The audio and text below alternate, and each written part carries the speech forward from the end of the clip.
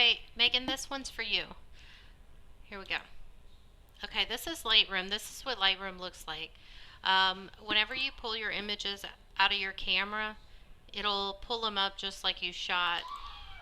Obviously, I shot this one way too hot, so I had to adjust the exposure, which you typically don't want to be. You don't want to go over 2 in either direction. 1 is okay, but I mean, I wouldn't try to go over 2. I had to fix the highlights. Also, the temperature, I brought the temperature way down to give those cactus that cool color. I don't worry about the skin in here. I worry about skin in another area.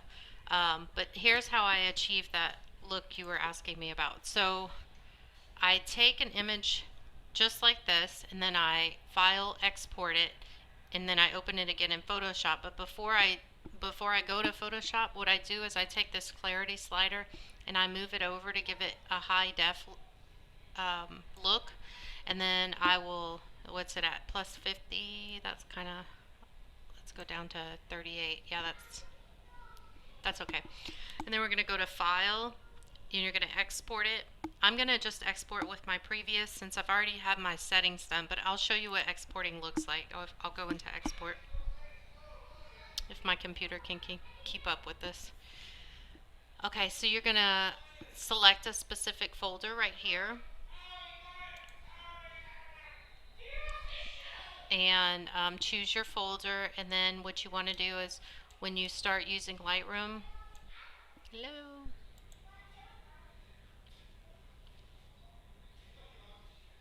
it's getting crazy, hold on.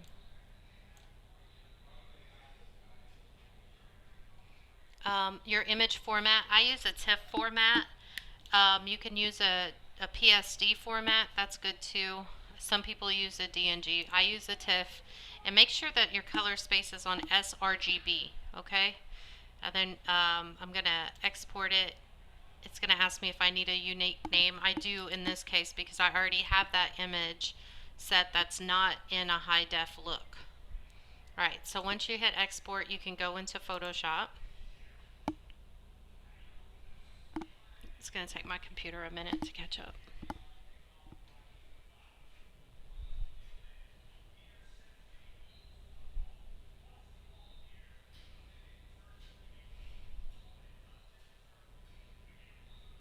Here we go. Okay, so this is the image that's not high def. So I'm going to go into File, Open, and go into the folder to find the high def one.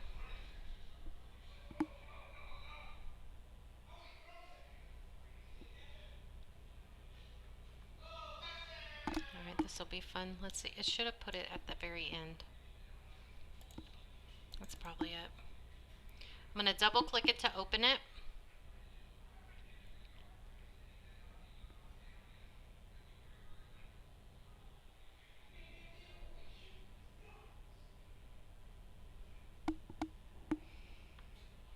Any day now.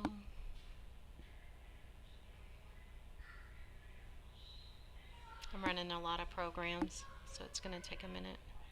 Alright, so you see that high def one just pulled up.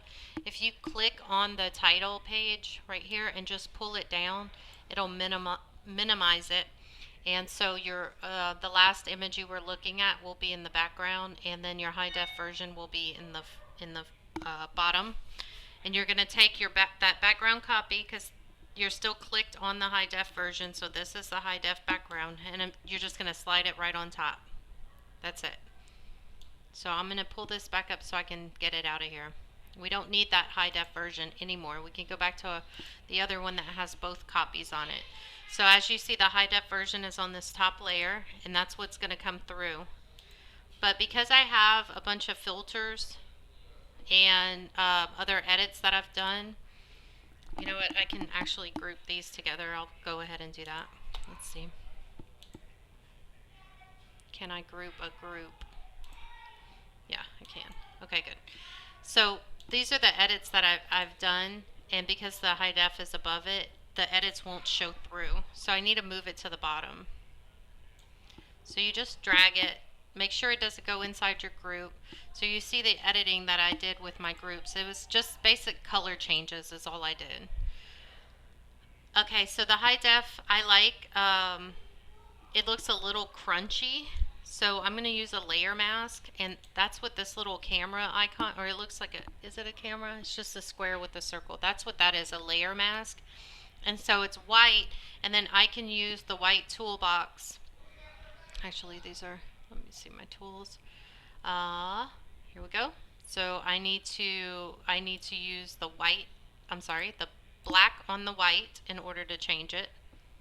So if you click this, it'll alternate between white and black when my computer catches up, that is. Hello. Okay, there we go. Black. Okay.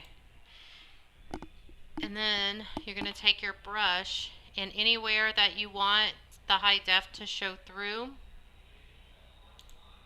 Hold on, I did this up. Okay, so this is the high def image. So now what you need to do is take your layer mask and invert it. So then it'll hide the high def, and then you're going to use your mask to show the high def. Does that make sense? I hope I didn't screw you up because I did it kind of backwards. So now I'm painting on white onto this black layer mask, and then the high def will start to come through. You can change your opacity to 100 and just kind of paint on that high def look wherever you want it.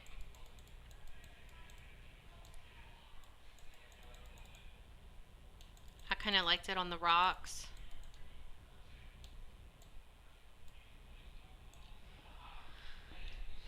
Yeah, so I mean, I don't know if you're seeing a big difference yet. Where's the computer needs to catch up. There we go. So this was the before, and here's the after. Sorry, they're watching football, so they're loud in the background.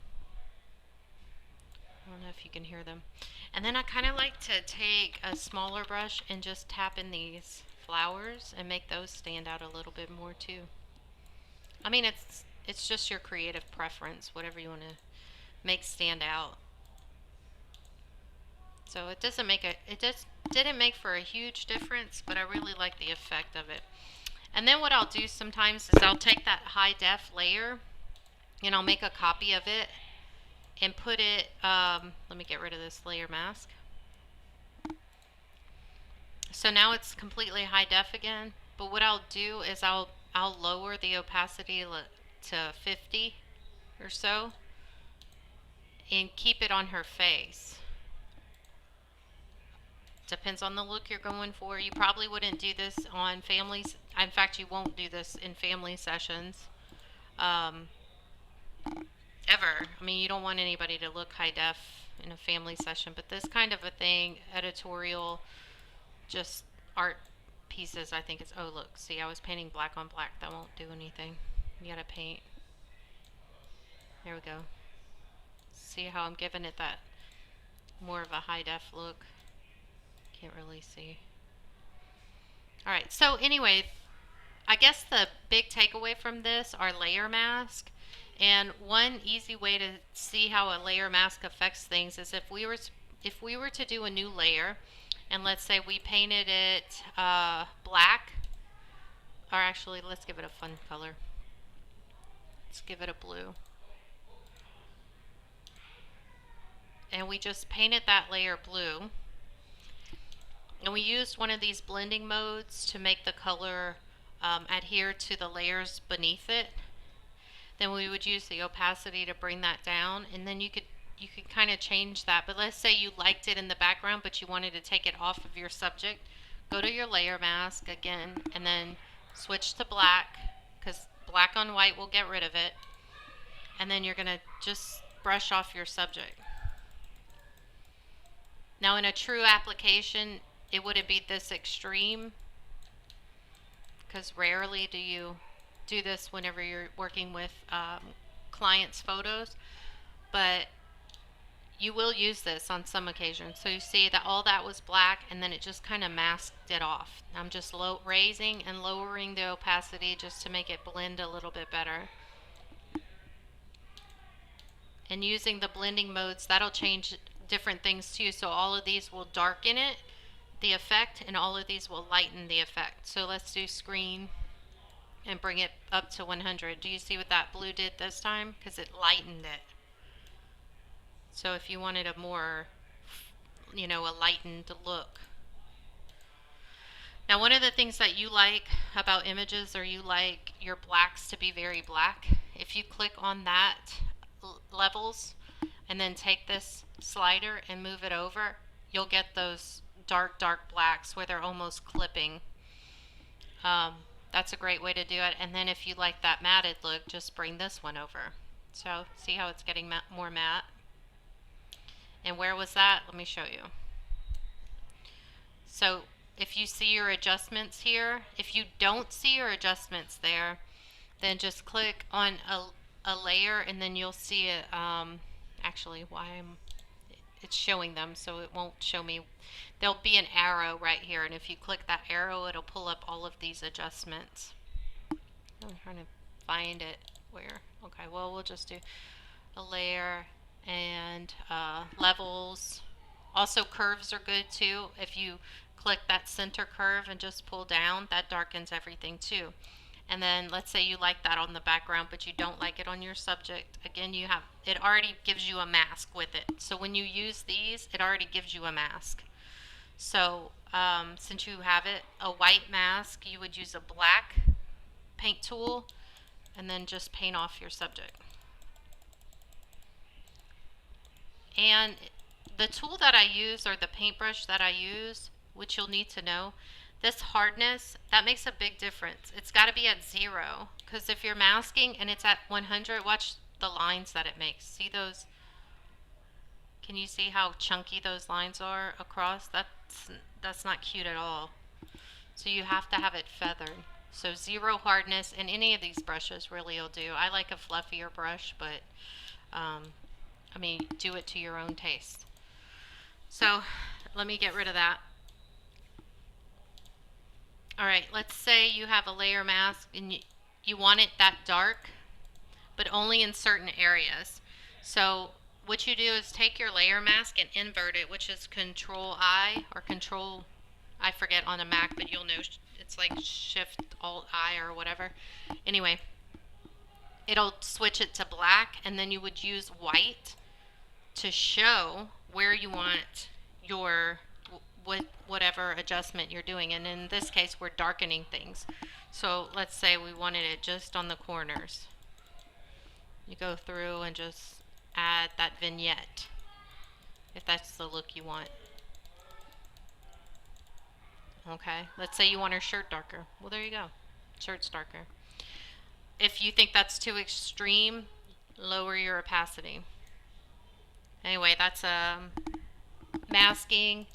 That's probably the most important thing that you have to learn, are your adjustment layers. These curves adjustments, and you'll get an eye for it on what you need to highlight and what you need to bring up, what you need to pull down. What happens when you do this? You know, if you change it to just your red channel, what'll happen if you pull your reds over or down? But all of that is, I mean, that comes with time. You probably won't be doing a whole lot of that in your images just yet. I do it quite a bit.